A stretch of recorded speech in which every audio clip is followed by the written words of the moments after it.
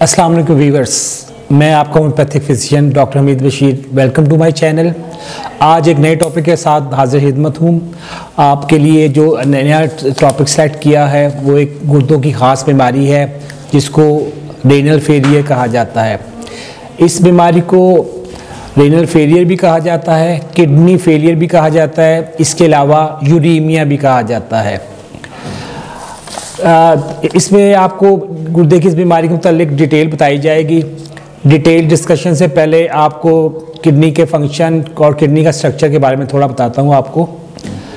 Kidney हमारे जिस्म में पसलियों के नीचे कमर की हड्डी के साथ यहाँ पे पसलियों के नीचे मौजूद होते हैं। इंसानी जिस्म में 2 किडनी मौजूद होते हैं जो एक लोबिया की शेप के बीन शेप होते हैं। तकरीबन इनकी लेंथ तकरीबन 4 से 5 इंचज़ होती है और ये दोनों साइड पे हमारी रीढ़ की हड्डी स्पाइनल कॉर्ड के गिर्द मौजूद होते हैं। इनका काम, इनका फंक्शन, इनकी फिजियोलॉजी आपको डिटेल बताता हूँ। इनका फंक्शन है पानी को बैलेंस करना, यानी कि जो हमारे खून में, हमारी बॉडी में एक्स्ट्रा पानी होता है उसको ये बॉडी से एलिमिनेट कर देते हैं। इसके अलावा हमारे ब्लड प्रेशर को कंट्रोल रखते हैं और जो मेजर काम है इसका वो है जो टॉक्सिन मटेरियल होते हैं, जो वेस्ट प्रोडक्ट होते हैं, जो हमारी बॉडी को नुकसानदेह हमारे पार्टिकल्स होते हैं, वो ब्लड के ज़रिए किडनी में जाते हैं, किडनी के ज़रिए फिर बाय यूरिन ये डिस्चार्ज होते हैं।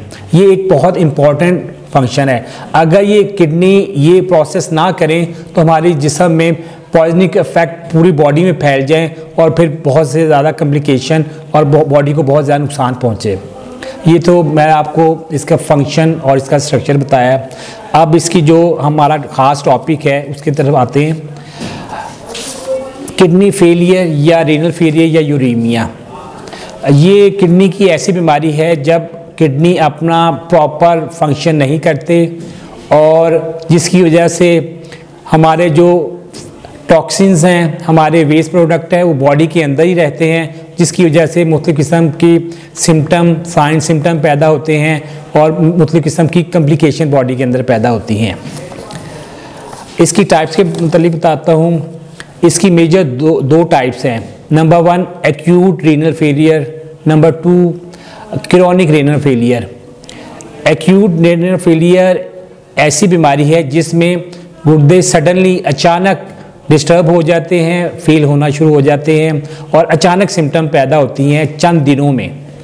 क्रोनिक रेनल फेलियर में मुख्तलिफ बीमारियों की कॉजेज़ की वजह से ये गुर्दे स्लो प्रोसेस होता है इसमें और इसका जो फेलियर सिस्टम है वो स्लो चलता है और साइन सिम्टम भी स्लो पैदा होते हैं।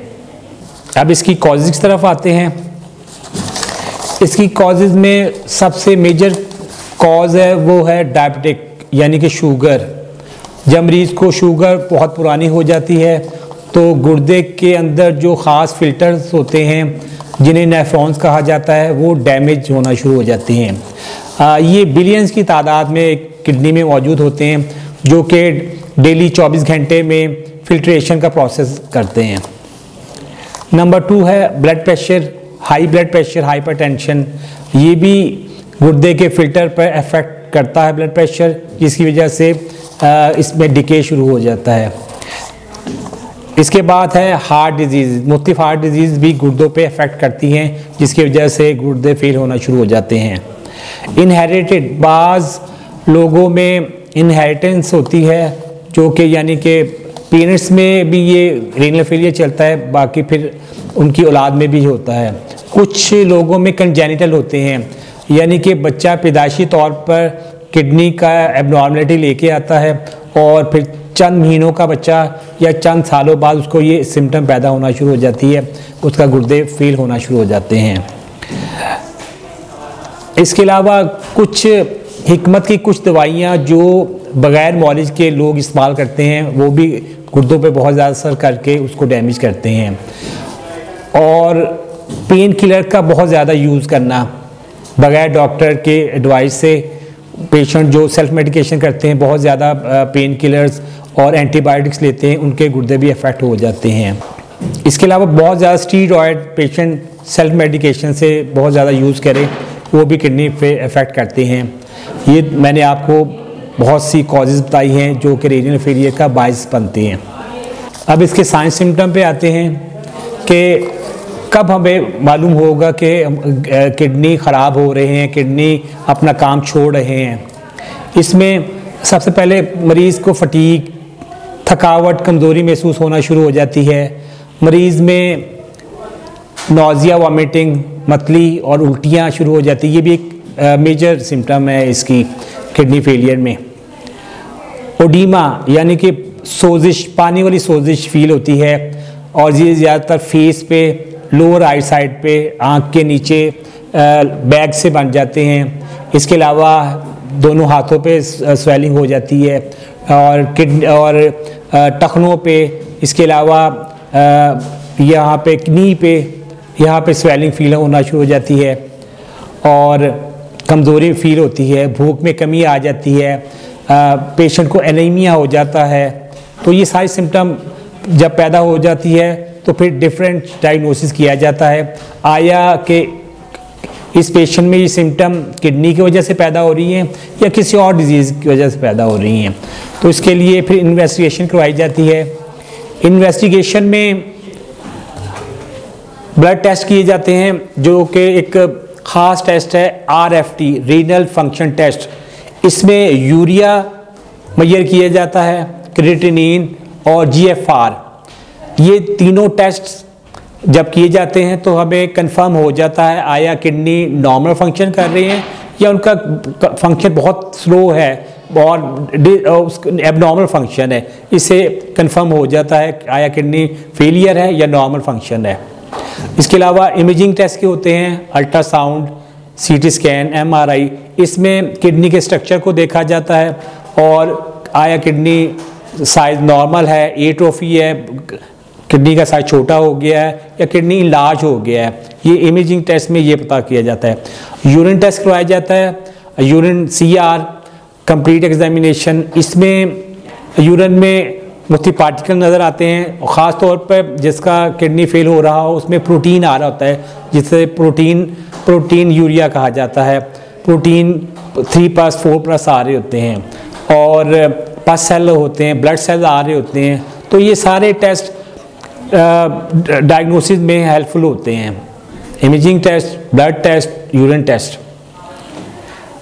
एलोपैथिक मेडिकल सिस्टम में इसका मेडिसिनल ट्रीटमेंट नहीं किया जाता, ना होता है, बल्कि इसका ख़ास ट्रीटमेंट होता है यानी कि डायलिसिस करना, जिसे आम ज़ुबान में गुर्दे वॉश करना कहा जाता है। जब ये डायलिसिस स्टार्ट हो जाते हैं तो फिर पेशेंट को ये वीकली या 2 टाइम इन वीक करवाने पड़ते हैं और कुछ पेशेंट रिवर्सिबल होते हैं, वो चंद हफ्ते या चंद महीने डायलिसिस करवाते हैं, फिर उनके किडनी ऑटोमेटिकली ठीक होना शुरू हो जाते हैं या कोई मेडिसिन से ठीक होते हैं, फिर उनको डायलिसिस नहीं करवाना पड़ता। लेकिन डायबिटिक पेशेंट को ताहयात डायलिसिस करवाना पड़ता है। अब होम्योपैथिक मेडिकल सिस्टम की तरफ आते हैं।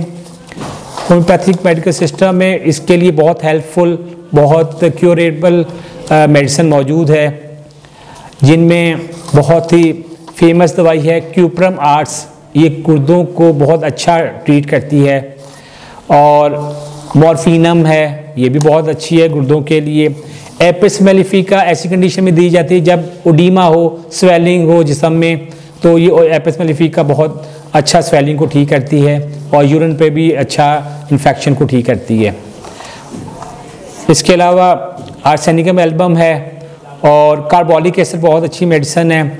ये चंद फेमस दवाइयाँ हैं। इसके अलावा और मरीज़ को उसकी कंडीशन के मुताबिक, साइन सिम्टम के मुताबिक दवाइयाँ चेंज होती रहती हैं जो टाइम वाइज पेशेंट में चेंज की जाती हैं, जिससे एक टाइम में आता है ये क्यूरेबल हो जाती है ये डिज़ीज़।